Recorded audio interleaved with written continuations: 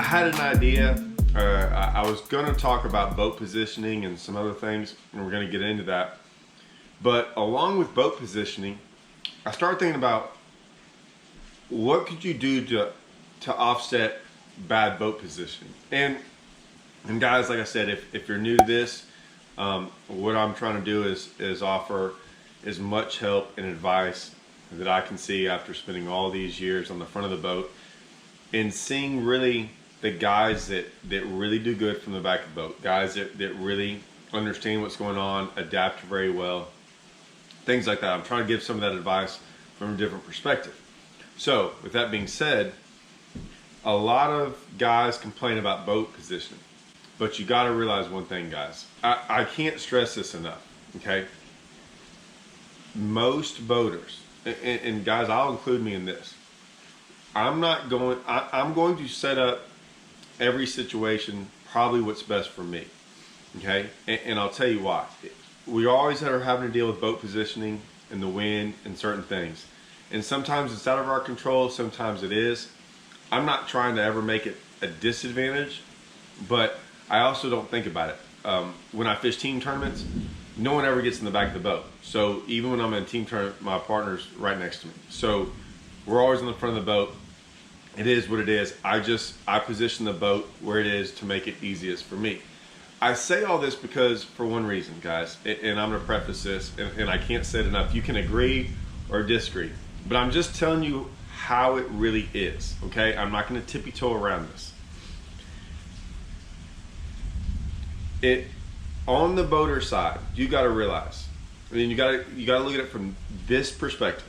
You have to view it from this perspective. I'm not going to get into different levels, right? A Toyota Series, a BFL, whatever it might be. Yes, the entry fee is higher in a Toyota Series. Guys, we're still in a competition, okay? And what I'm saying that is as a boater, I'm doing everything I can for me to possibly win. That means me personally, I'm gonna spend the right amount of time out on the water practicing. I'm gonna prepare every which way I can. That means putting hours upon hours upon hours on the water looking for fish, trying to find fish, trying to figure out how to catch a fish. I say all this because as a co-angler, you can really just show up without doing anything, right? You can just show up. And I've never, you can't just assume, oh, this guy should put me on some fish for me to catch. No, this boater has spent days, hours being miserable out there in horrible weather conditions, all these things to find these fish. And he's not just going to sit there and go, oh yeah, man, throw on up there and catch them all. Like it's really not his place to do that. So you've got to go in there thinking that if you're not going into these tournaments with that mindset of going, he's not going to sit there and give me the best cast. Now, there are times, and I wish I had more of these. I promise you guys, I wish I had more of these places. I don't know why people think I have them. Of these places where I can just throw in there and you can throw in there and we can catch 100 of them. Yes, at times, but very rarely. In a lot of those times, you're not going to win anything, so I don't look for places like that. I'm usually looking for other stuff to win, and rarely is it throwing there every cast. I mean, people just don't find that very much. So I say all this because you might not like the boat positioning, but he has every right to do that. Now, there is a difference between putting you in a bad spot, as in putting you right along the bank where you can't even make a cast, but not if he's like throwing at the bank and you're like, oh, I'm out there in deep water. Like, guys, that's not the only place fish are at. There's always fish out there. I mean, very rarely are you sitting in, 10 foot of water and there's 100 foot of water behind you. I mean, you can cast to the side. You can see what he is fishing and fish close to that. You don't have to throw at what he's fishing, but you can fish close to that. So I bring all this up because I want to talk about baits, okay? And how you can maximize certain situations of where you're at boat positioning and what baits are best for certain scenarios. So like, I'm gonna give you my top 5, I might even go 7, I'm not sure, but top 5 baits, rigs, what I would throw. I say 7 because I think in the Toyota series and BFLs, they limit you to 7 rods. So I might go 7. So number 1, this is an easy one for me. Carolina rig. I bring up the Carolina rig because I personally think the Carolina rig works on every single body of water in the country. 2, you can throw it further than anything else. So I say that because now you can throw it shallow, you can throw deep, you can bomb it to where you need to. So like no matter what bad boat positioning you have, and I'm not saying throwing it over there where your boater is. I'm saying if you want to cast 40 yards down the bank in the opposite direction, do it. If you're out there in deep water and you want to hit 20 foot of water, you know, and you're out there in 40, you can hit it. It's a bait that you can throw really far away. You don't have to throw it anywhere near where your boater is. And you can cover tons of water, and you can throw it in 2 foot of water or 100 foot of water. So that's number 1. It catches small fish and big fish. It catches everything. I'm telling you, it's the easy one. It's the easy no-brainer for me. That's number 1. 2, and I've thought about this a lot, guys. I would have some type of top water, okay? Almost all the time. Now, obviously, you're not going to throw it in winter months, really cold times. And I really wouldn't go after top waters that cover water. I'd go after top waters that try to entice a fish that might not hit something moving. So a lot of guys, you know, boaters throw buzz baits and you know, sexy dogs, spooks, things like that. Try like a plopping style bait, you know, like something that's slower, that he might get 5 bites doing what he's doing, but he's gonna pass up one that doesn't want to hit that thing that's moving fast. So maybe try something a little bit slower. I'm gonna throw a frog in there as the same. It's still that slow. You can slow it down and still get a bite. So that's kind of frog, top water, same deal. 2, some type of Ocho Cinco style bait. Okay, I bring this up now. I'm not saying it has to be weighted or unweighted, but either way, if you Texas rig it or throw it weightless style, I still think you got a shot of catching a fish. I mean, that's the other bait that works probably every lake in the country. Like that bait right there. Rig it, wacky rig, or however you rig it. But that would 100% be on one of my rods. So there's 3. The 4th one, I probably have some type of spinning rod deal with a Ned rig or a drop shot, depending on what you want to do. They both catch smallmouth. They both catch largemouth. And then it kind of comes into how deep you're fishing, or you're throwing it up on the bank, certain things like that. But one of those 2. And I have no problem if you want to have a Ned rig and a drop shot tied on, right? Like you can have 2. If you're going to have 7 rods, have 2 of them spinning rods. Those are just going to catch you a fish. It can catch you a big one, obviously, but sometimes, for me, guys fishing behind me catch them all the time on those 2 baits because I rarely throw them, but they almost always get bit. So that would be my 4th one. 5th one is probably a Thunder Cricket chatterbait style bait, maybe a spinner bait, but probably it kind of depends on where you are in the country. Like if you're in Oklahoma, you better have a spinnerbait tied on. If you're in Louisiana, you better have a spinnerbait tied on. You'll catch them on a Thunder Cricket as well, but I would have one of those 2. Okay. There's going to be times you're going to be at Kentucky Lake and some of these deep cranking reservoirs, so obviously you're going to want to have a deep crankbait. But I bet you're around situations more where a shallow crankbait works better. So like 2.5, 1.5, something like that.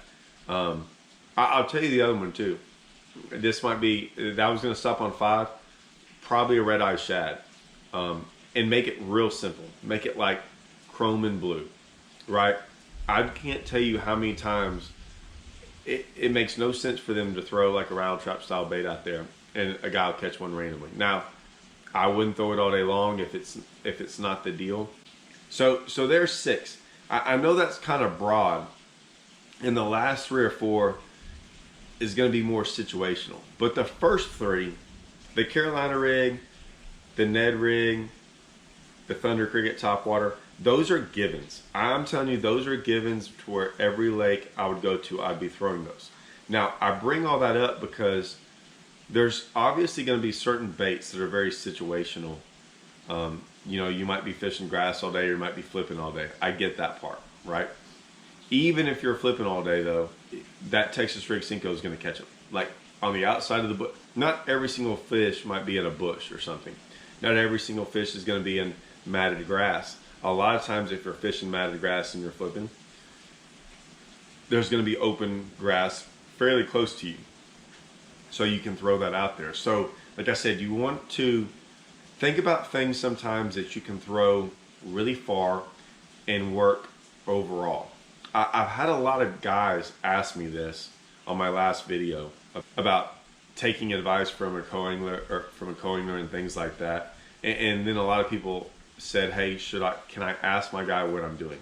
Yes, ask him what he's doing, but ask it this way. I wouldn't get into so much detail about, hey, are you throwing this 2.5, this. You should know the lake you're probably on, right, that you're about to fish. If you know it has a lot of grass in there or it has flooded bushes, just ask them, hey, we flipping, or are we going to fish shallow or deep? If you need to ask one more question, if it is shallow, like, hey, are we going to be fishing grass or the bushes? Things like that. I wouldn't get into detail like, hey, are we going to be throwing a topwater all day long, or are you going to be throwing this style bait? Don't ask about baits. Just ask about what he's going to do and be real. I'm telling you, this will help. Don't get into detail. Make sure it's kind of vague. Ask him simple stuff, things that he doesn't mind telling you. You know, deep or shallow. Say, hey, I'm just trying to rig up my stuff, and then end it right then and there. That way, usually as a boater, you're like, all right, this guy's not worried about he's not trying to copy me. He's just going to go do his own thing. That puts us at more of an ease, and realizes that we realize right then and there. Like when guys do that to me, I'm like, oh, he ain't worried about me. He's just going to do his thing. I instantly know that guy is going to be an easy guy to fish with, right? That sets the tone. Even conversations like that before y'all get started, the day before the event, that literally sets the tone when the guy is very easy to talk to, not worried about what I'm doing, but still wants to get an idea. So make that. But I would personally go with these 5 or 6 baits. From there, obviously you need to have more specialty style things. I mean, you might be throwing a jerk bait, things like that. But you definitely, I'm telling you, man, the Carolina rig is the given. And I gotta be honest with you, not that many guys, co-anglers, throw it that much. The guys that do, they smash them on it behind me, or like they always get bit, no matter where we go. So that's just something to think about. Like I said, we had some guys around where I fish. They are phenomenal with that thing, and they do it way different. They throw it out behind the back of the boat as far as they possibly can, and they drag that thing around, and they get bit constantly. So I'm telling you, like, sometimes when you're trying to do everything like your boater, it doesn't work out. I'm telling you, 9 times out of 10, it rarely does. Doing something different is fine. And I'm gonna tell you, as a boater, and I see this in my comments, and this is specifically for me, I don't care if you catch fish or not. That's not being mean. I'm saying it doesn't matter to me. 9 times out of 10, I don't care. And the ones that I really don't care about is if I'm throwing a swim jig and you're back there throwing a weightless Senko, Ocho around, and I don't want to do that, I could care less if you catch 30 pounds behind me. I don't want it. Now, I might eventually switch, you catch 30, but my point is I'm not worried. I'm not trying to catch those fish. Those are different fish than I'm trying to catch. So I don't even blink an eye at that stuff, right? And you're throwing somewhere totally different than I'm throwing, catching a different style fish. I don't care how many fish you catch. It obviously didn't want my swim jig. I don't care.